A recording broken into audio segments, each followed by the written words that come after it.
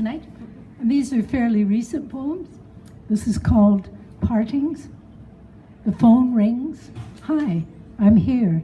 No need for names, as if being here were my job. I do not understand yet the frisson of urgency, tugging with the delicacy of a tiny fist. Parting, we are formal. We use our names, but gently, fragile as spidery filaments of a fallen leaf.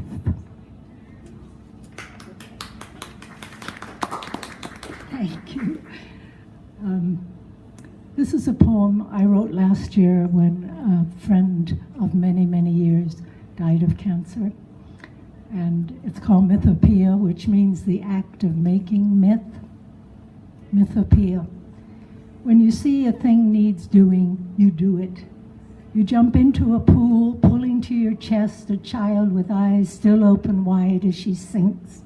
And you lift her, cutting the water like a figurehead because her mother, in her panic, cried out your name. One dark night, you were called again by thrashing sounds to your sister's pool. Uncertain what you'll find, you plunge in, torch in one hand, under the belly of her cat, eyes raw with fear.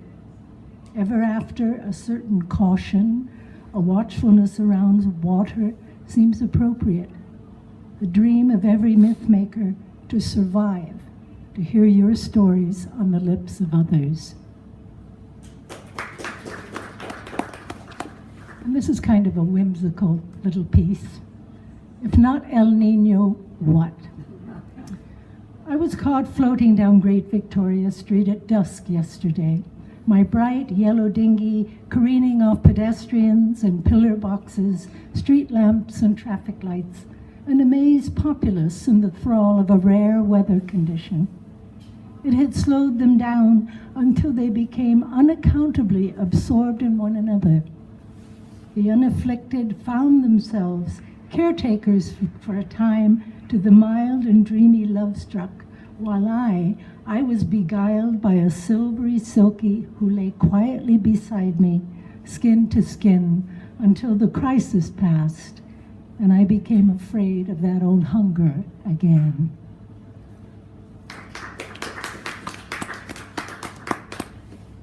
And then this is a poem for my mother, who was quite an extraordinary character.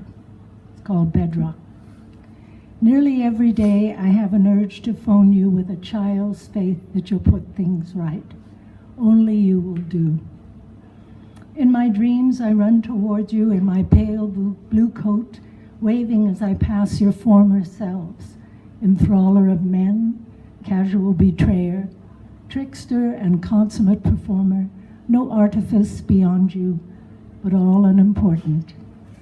As I near the age of your last big birthday, my thoughts return to bedrock, to the time you put a stop to those ancient first humiliations meted out to me by a teacher. You set your seal upon me then. An acknowledgement comes now, surprisingly easy. My soul bends unreservedly towards you, first defender of your small, angry child.